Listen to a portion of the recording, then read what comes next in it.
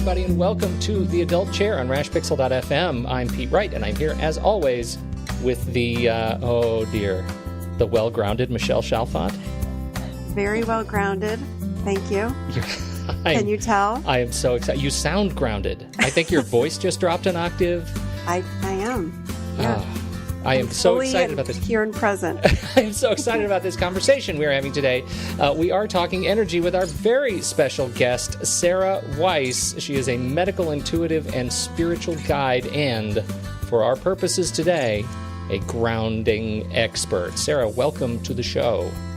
Thank you, Pete and Michelle. It's great to be here. We are very excited to talk to you about these concepts. But for those listening, before we dive right in, head over to theadultchair.com, learn more about this show. You can subscribe for free by signing up for the mailing list and get it delivered to your inbox. Or, of course, find us on iTunes for free or your podcast app of choice. Just a quick search for The Adult Chair. Join the conversation on Facebook or Twitter and call us. You can leave us a message with your thoughts at 931-463-3813. Get your voice on the show. All right, here we are. Grounding and energy. Michelle, kick us off, please. I'm so excited today. Me too. I'm excited. You know why I'm so excited? Because you are so excited. You are contagious about this stuff. Let's get into it. I'm really excited because so far on this podcast, on the Adult Chair podcast, we've talked about a really grounded approach to healing, to self-love, to authentic living. And I believe in all of it, but I'm very holistic in my approach. And I just feel like Sarah Weiss today is the bridge for now kind of leading us into some more energy-based topics of living holistically and authentically and self-love and that kind of thing. So I am thrilled to have Sarah with us today. She does many amazing things, but today I think we're going to focus on grounding and the importance of grounding. So Sarah, welcome. Thank you again. Yeah. So what would you like us to know, if you want to tell us a little bit more about yourself? I know you're a medical intuitive. Maybe you could even tell people what that is. I know a lot of people do not even know what that is, and maybe tie that into the work that you do with grounding and what grounding even is. I know so many people, even in my sessions, when I talk to them about grounding, it's funny because we use the terminology like, oh, I'm not grounded. But when I ask people, do you know what that means? And you know what that even looks like energetically? Most people do not know, but we use that terminology all the time. I'm raising my hand so high right now. Yeah. I am that guy. I have such a pedestrian understanding of this term, but I feel like I can always pretty much get it from context. So never test me on it. And I hope you'll get me to the point where I can be tested on it. So that's my goal. Dangerous. Yes. Well, the test is whether you can feel your feet while you're talking. Okay. Oh. Wow.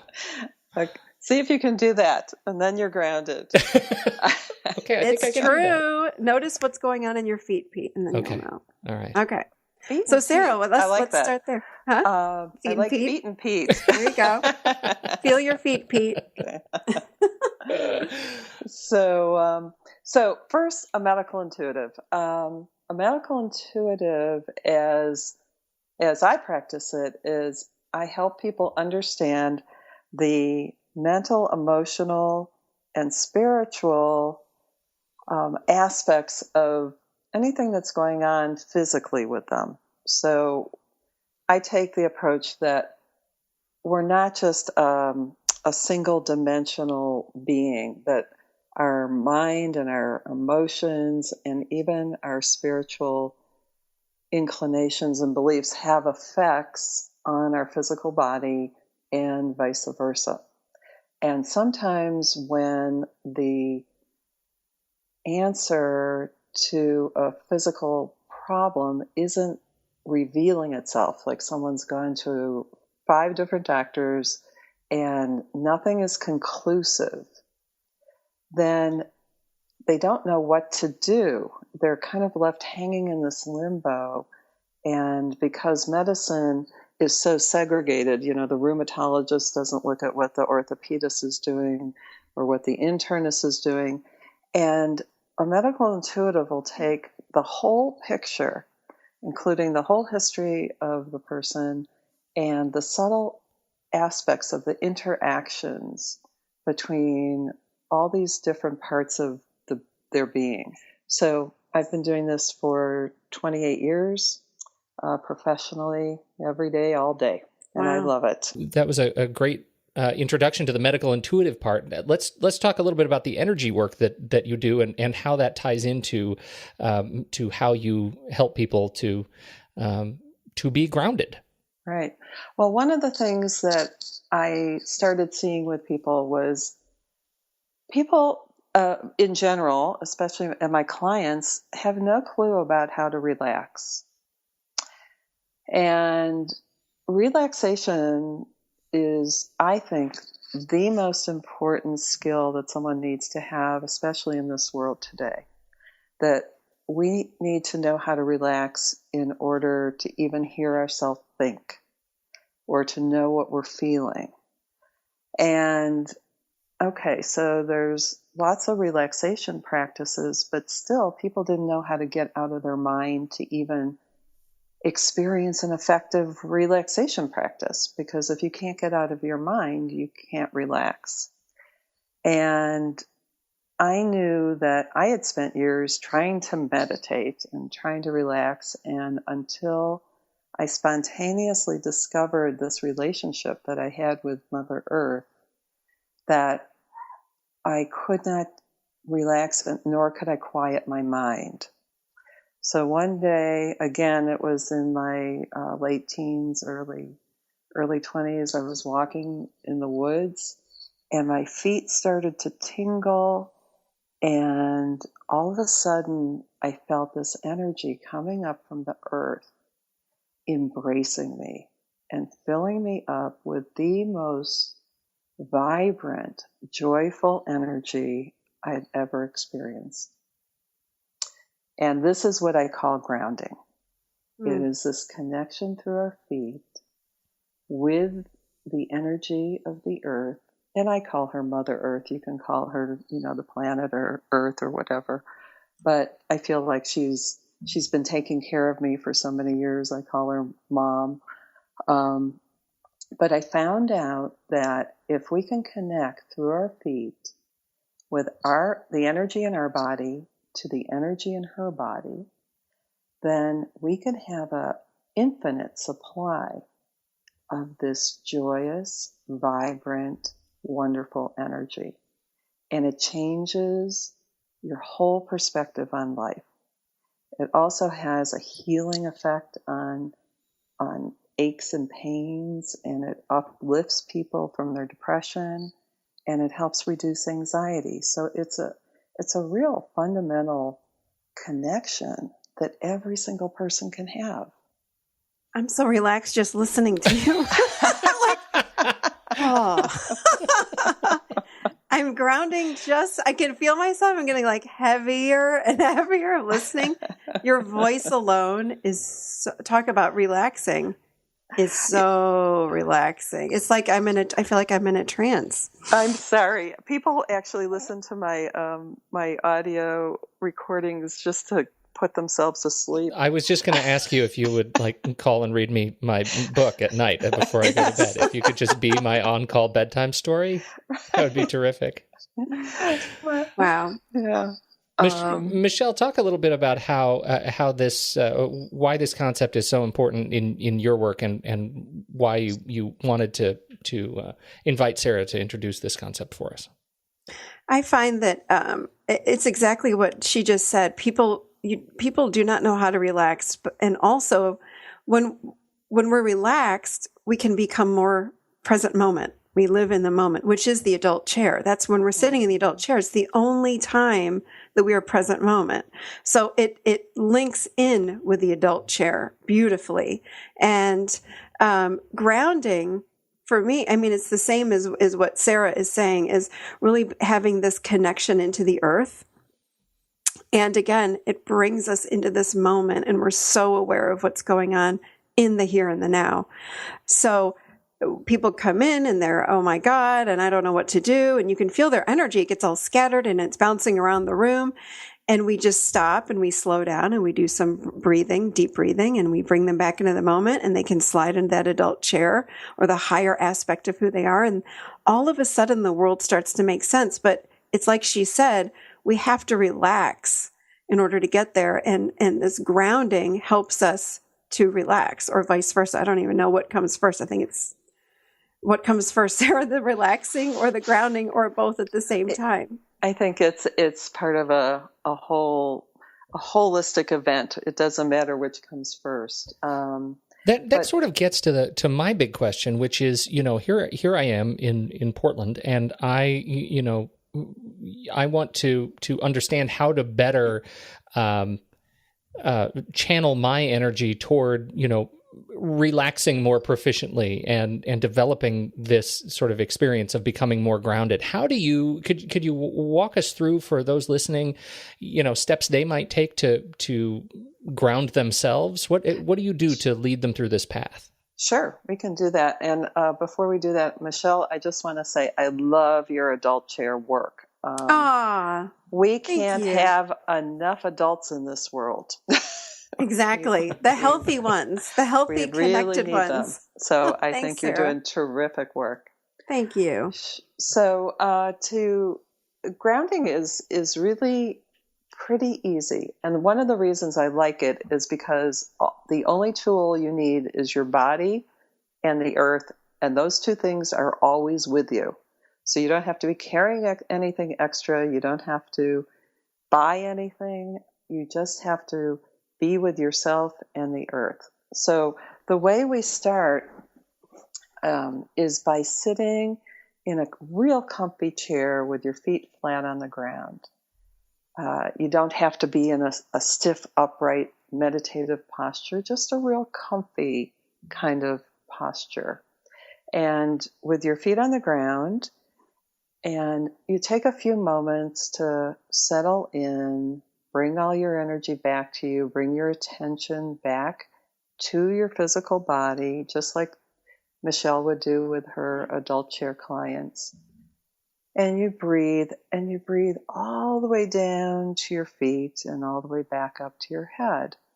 And the reason we do that is because most Westerners are pretty much spinning around above their heads, or at least around the top of their heads, and have forgotten that they have this whole part of their body below the diaphragm. We pretty much live in the upper parts of our body. And so the very first thing we want to do is feel ourselves sinking down into our body, inch by inch sometimes. If you can drop all the way down to your seat. Feel your seat on the chair.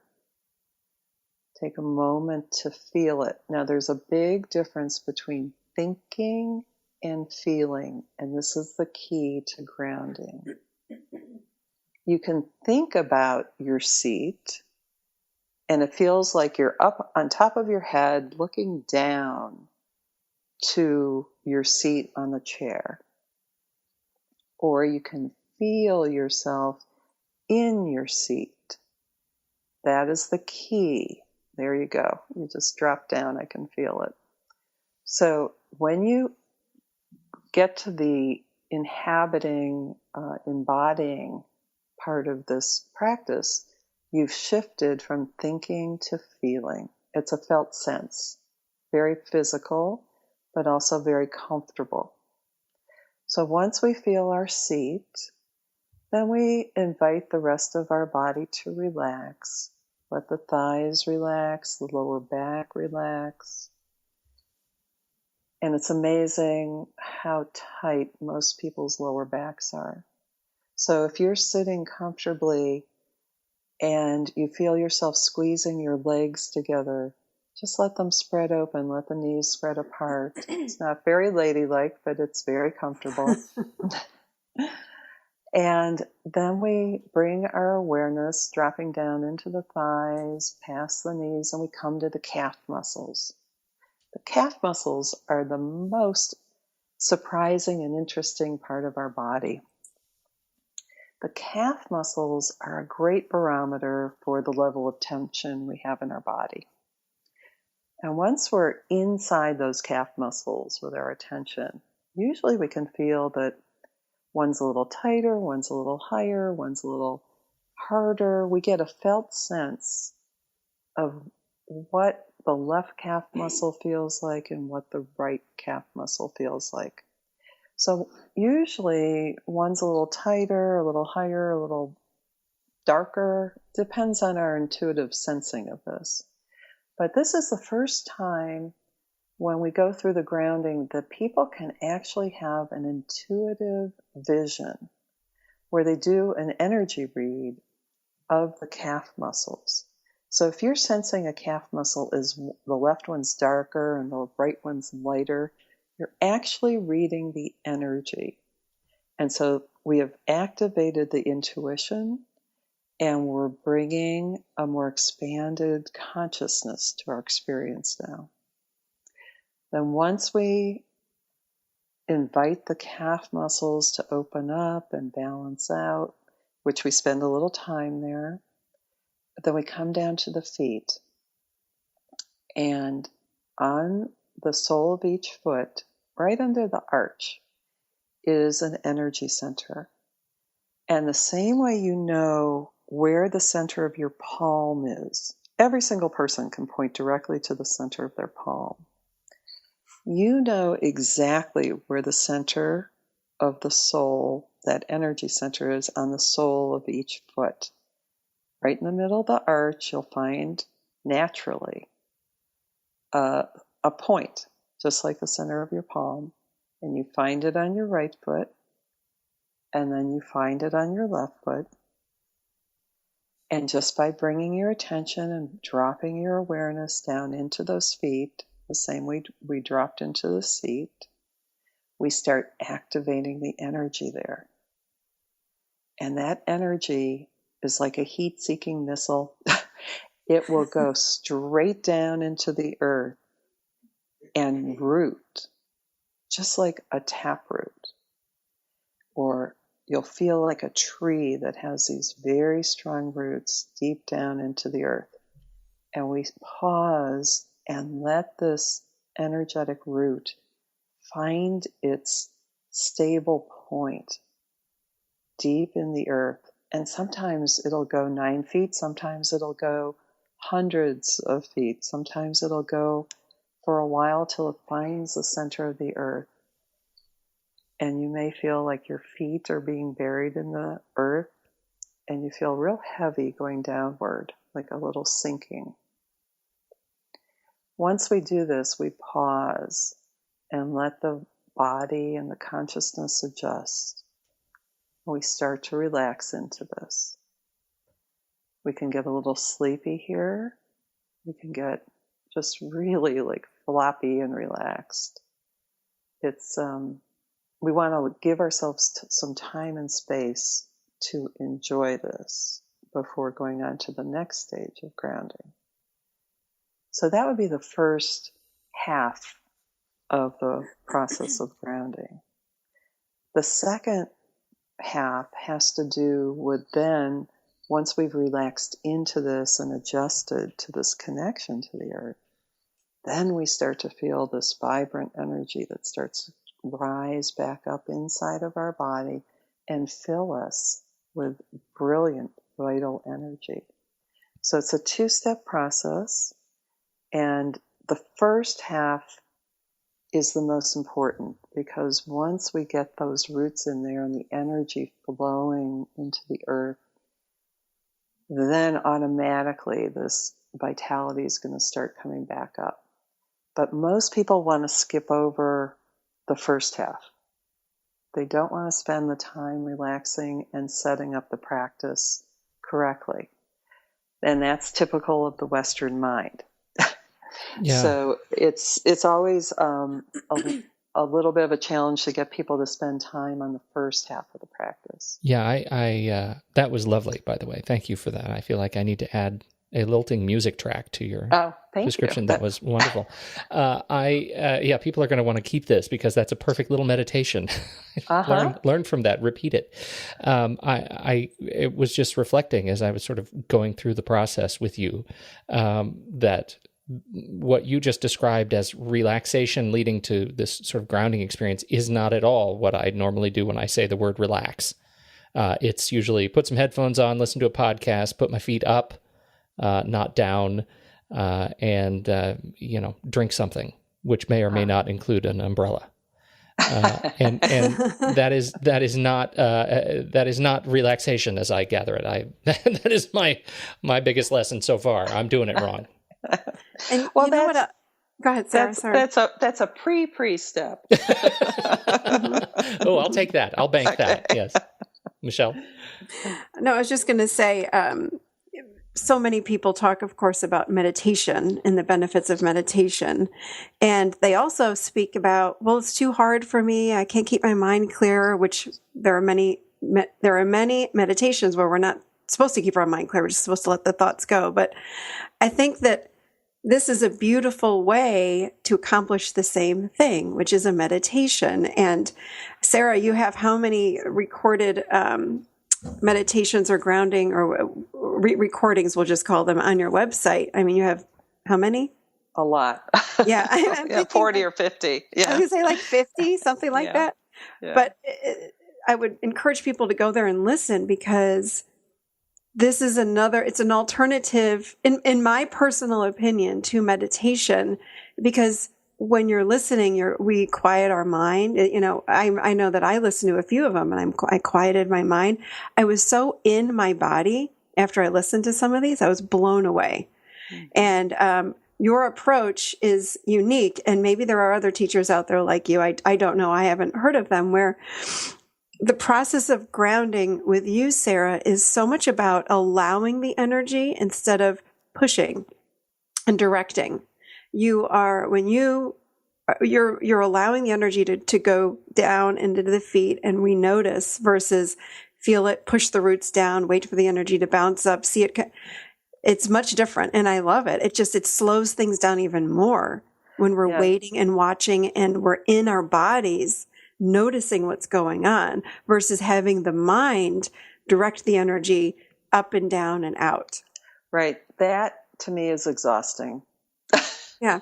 Well, what I'm realizing is it's very much, it feels to me now, and this is the way that I've been grounding, and I have felt like I was very grounded, and then meeting you and working with you and grounding using some of your recordings, and even working with you a week ago. Pete, I didn't tell you I had a session with Sarah. I said, let's have a session. I want to do a session with you so I can understand more of what you do. Mm-hmm. I have never felt so in my body. Ever. And I thought I was much more grounded. You're a pretty grounded person, I think. I felt like I was. All these years I've done all this work on myself and with teachers, and working with you, Sarah, is really, I felt like I was in slow motion, and it was a good thing. I mean, it was so back in the body, and it was beautiful. Well, there's 2 points I want to make here. One of the reasons we can't stop the activity of the mind is that we don't have enough good quality energy in our being and in our body. Actually, an active mind is a function of a low energy state.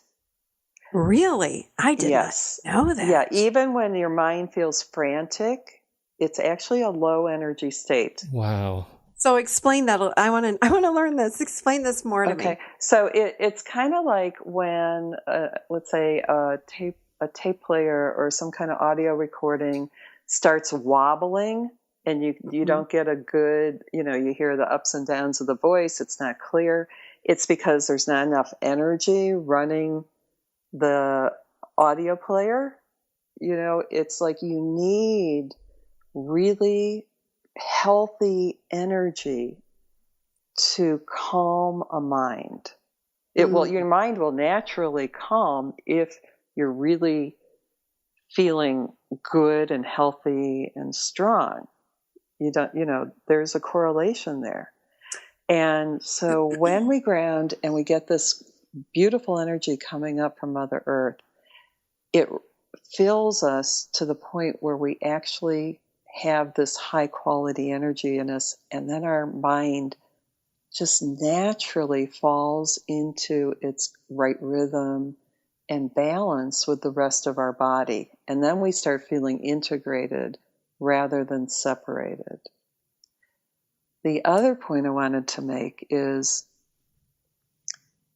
we as Westerners walk around forgetting that we're in connection to this planet. I mean, the main thing that holds us onto this earth is gravity, which is Mother Earth's energy. You know, it's magnetism and electromagnetism that keeps us here. And so what we're feeling when we're grounding is actually gravity. Mm. We're really feeling this energy, which scientists have a very difficult time actually understanding gravity. It's still one of the mysteries of science. And gravity, if you think about it, is what causes things to grow. Everything about Mother Earth, the spin of the earth, which creates the gravity, is part of our organic life force. I mean, that's where the original life force of the planet comes from. And the beauty of planet Earth is that we're so fertile. Mm-hmm. And so we are connecting with the same energy that grows a tree, that grows a beautiful flower, that grows the beautiful grass and creates everything organic that's living. And that's what we're connecting to when we're grounding. So we're basically being grown by Mother Earth in a beautiful way. So that was the other point I wanted to make. Yeah. What percent of the population, or is it mostly just us over here in the West? I mean, how grounded really are we in this day and age? I would say because the Western world has spread everywhere, it's no longer just Western. People have gotten very ungrounded. I mean, this has been going on for a couple thousand years, actually, as the separation of mind and body has come to an extreme point. If you look at the indigenous populations, they're very connected to the earth. They do ceremony with the earth to maintain right relationship and balance and to make sure that they're being sourced by the earth. These are the people that are being called superstitious and ignorant and things like that, when in reality there's great wisdom in the balance that they're trying to maintain. And I'm not saying to throw the baby out with the bathwater. I'm just saying include this aspect of our being along with the genius that we've brought out through our expression of the mind. And then we can enjoy it rather than running around in anxious, crazy states. Confusion. It creates a lot of confusion. I was going to ask you, I know what some of the benefits of grounding are, but you're working with people as a medical intuitive, also teaching them, I know, how to ground. Mm-hmm. When people ground, what are the benefits, physically speaking, emotionally speaking, mentally speaking? Okay. So if, a lot of us have kind of aches and pains, just your general aches and pains. The minute you ground, those go away. And how does that happen? Tell us how that happens. It's a combination of relaxing, of knowing that you're being held and stabilized by an energy that is infinite. Mm. One of the reasons that we're anxious or depressed is because we feel like we can't depend on anything or anyone, and that there's no one's got our back in a certain way, kind of an existential kind of crisis in our being that's in the subconscious. When we connect with the earth, it's truly an infinite amount of energy. I mean, we're here, the earth is going to be here longer than we are. Mm-hmm. And that translates to a feeling of being supported, a very, very strong feeling of being supported. And your body feels that support, and it's willing to let go of the tension, willing to fill up with this energy. Same thing happens to the emotions and to the mind.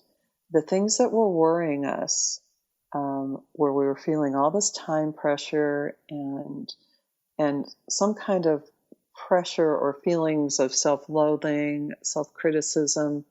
Again, those are low energy thought forms and feeling forms. So when we can fill up with this beautiful energy, that self-loathing, which happens to be rampant in our world, Mm-hmm. that disappears.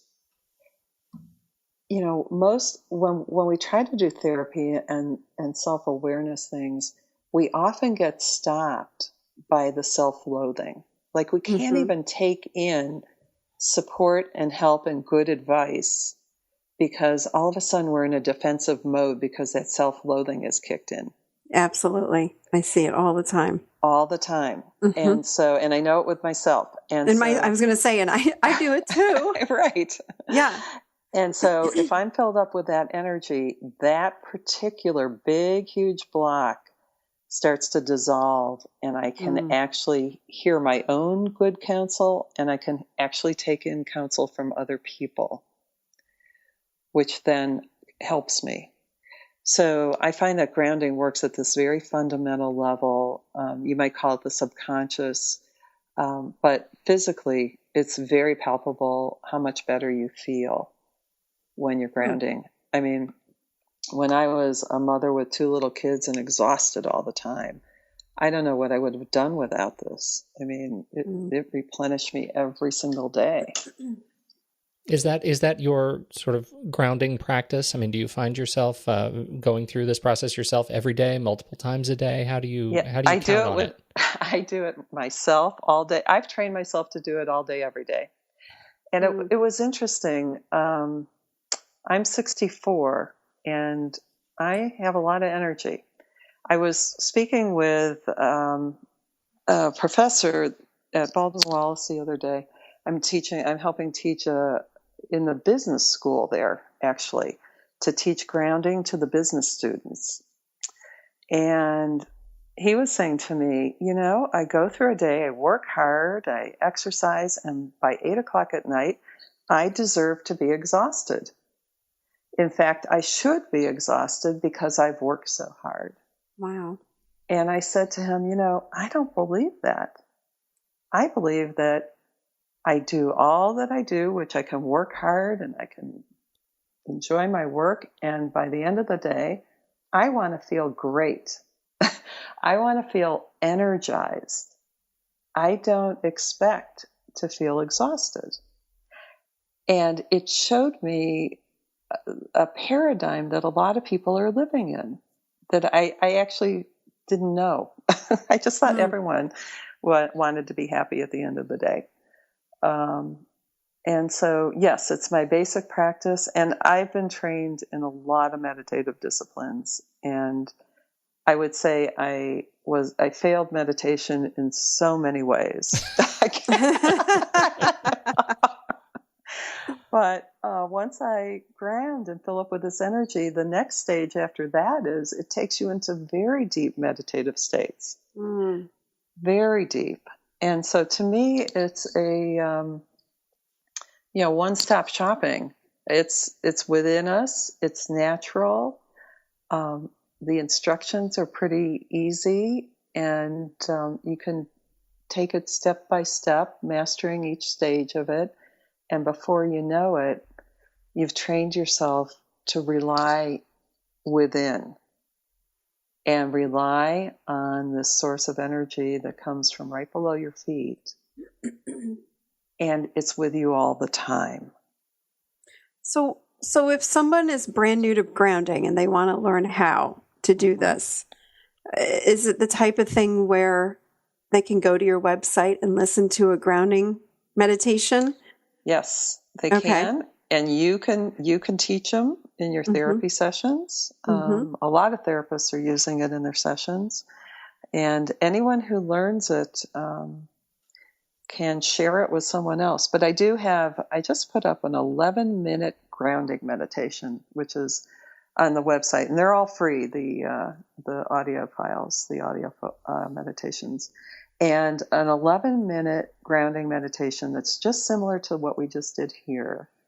And it takes you through the very first steps of grounding, and you practice that, and you'll feel great. And I suggest that people actually listen to the guided meditation over and over and over until it becomes second nature to them. In other words, you don't have to prove to yourself right off the bat that you can guide yourself through this. Listen to the guided meditation over and over, and all of a sudden one day you'll hear your own voice telling you the same instructions that I tell you on the guided meditation. And this is the 11-minute? Yeah, the 11-minute one. Mm-hmm. That was my question. People in this day and age are not going to sit and go, they don't have an hour a day.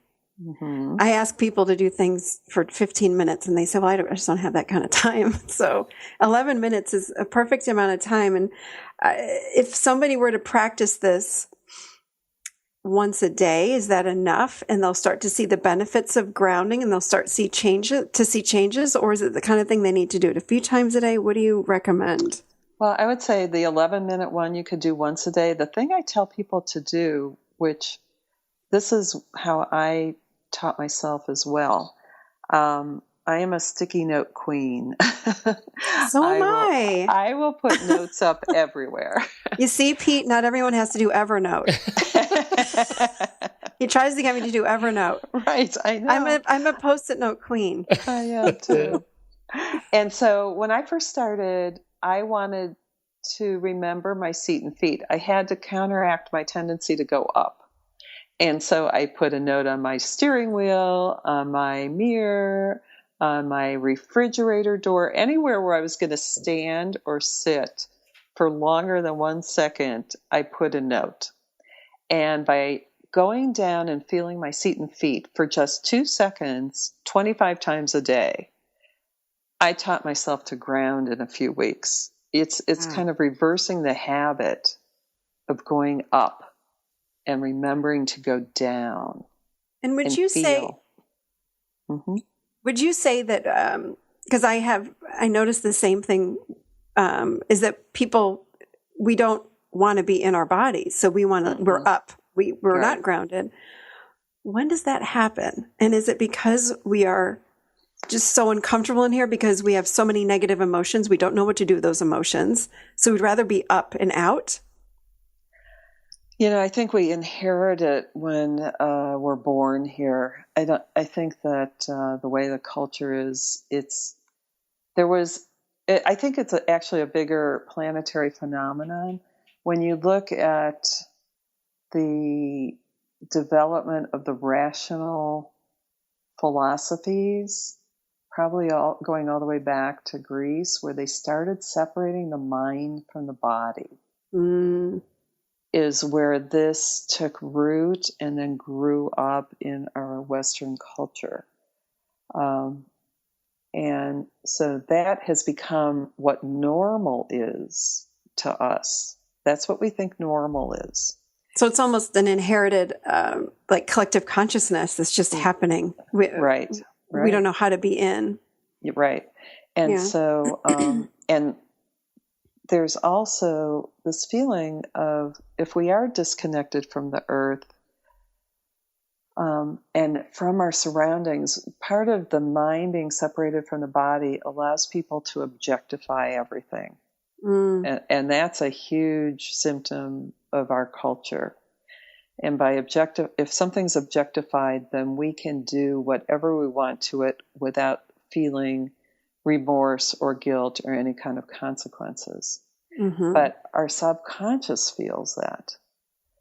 And we really don't get away with what we think we're getting away with.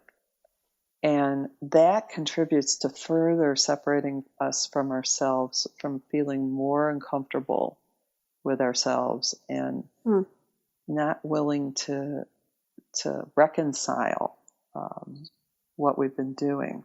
If you feel like you're on the earth and it's an object, you can do whatever you want to it. Right.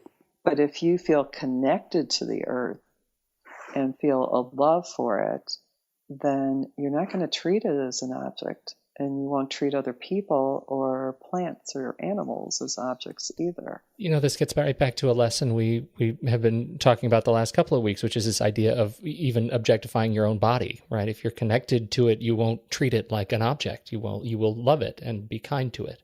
Yes. That is profound, Pete. Well, thank you. I feel like that was earned wisdom right there. It was. Thank you for reclaiming it. I'm so afraid of the kids of today with the technology, and they can't put it down. Not even kids. I mean, adults too. There isn't a separation from technology, and I realize, even looking at my own 2 teenage sons, they go from the phone to the laptop to the iPad to it's like, put it down. And it's completely the opposite of grounding. And we will take their stuff from them. And I realize that it's just such a different day and age. What is your thought on that with grounding? I mean, what we have now from internet technology and Facebook, all of the technology takes us away from grounding. So I'm thinking we have to be a lot more mindful of grounding every single day. But our world is going in the opposite direction. Yeah, you agree with that? We are in an amazing transitional state here. I do believe that the internet is actually teaching our consciousness how to be multidimensional in a certain way. So, for instance, our consciousness, if it's free and open, can learn to go to the heart, which is where all the wisdom in our body is and in our being, and access it like you would access the internet.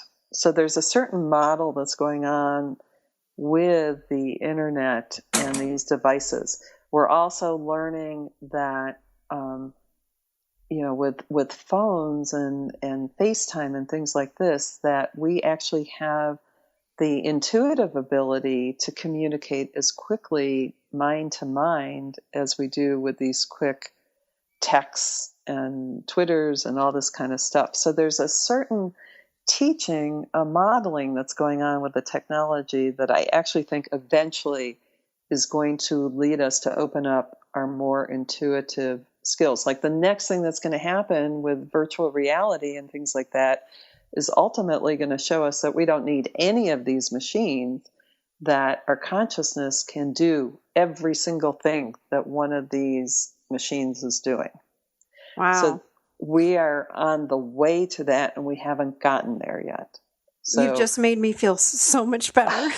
Because I get so stressed. I do. I look at my kids and I'm like, give me that, and they're lost without them, and I don't care. But thank you for that. That really, you've just changed my opinion about things now. Well, not that I'm going to give them back their phones. Right, right. But they need to learn to ground too, because that's what teaches you to open up the intuitive abilities within you. Yes. So it's two ends, complementary processes. So we need the grounding to go along with that to help us move. Yes, so that we move into that place. Because you can't stop it. And we're not stopping this. I mean, that's obvious, No, and so it's just going to get to a point where humans won't have anything to do, and then we'll learn how to work with our intuitive intelligence, because we won't need to. But we're not there yet. And the fact that we're living in this transitional time is pretty stressful. It's hard to go through change on a planetary level. And we are in the midst of that. Yeah. Mm-hmm. Right. Mm-hmm. Wow. Just lovely, and with just a dash of mind-blowing in this conversation. Just a dash. Thanks to you, Pete. Yeah. I love when we blow his mind. It's so fun. I consider it blown. This is a wonderful conversation. Sarah, thank you so much for joining us on the Adult Chair. Where can people go to find more? Where would you like them to go to learn more about you and your stuff? I have a website. It's SpiritHealInstitute.com. And from there, you can email me. There's a place on the website where it says media, and then you drop down and you see audio, and you can go to a whole list of free guided meditations of different topics. I have teleclasses where we meet over the telephone for like 6 or 7 weeks at a time, different subjects, and people from all over the U.S. and the world get together in those classes. And people can contact me if they want individual sessions. And there's a list of the type of sessions that I do on that site too. Wonderful. So thank you. Thank you, Sarah, so very, very much. Thank you. It was wonderful. Great talking to you guys. Thank you so much. This has been a wonderful conversation. I think, Michelle, do we have any other old business to talk about any other announcements? No, I think we're good. I just wanted to tell the listeners of our podcast here to get ready because we're going to have a lot more. Sarah has opened up the door, like I said, to just to talk a little bit more talk about energy. And this complements all of the adult chair work from that we've been doing. And we're going to be adding a lot more really interesting topics. And of course, Pete, blowing your mind along the way, which I love. Yeah. So more to come. And I'm excited. So no, I don't think there's anything else. Excellent. Well, until my mind is blown next week, thank you, Sarah Weiss. Thank you, Michelle Chalfant. I'm Pete Wright, and we'll catch you next week in The Adult Chair.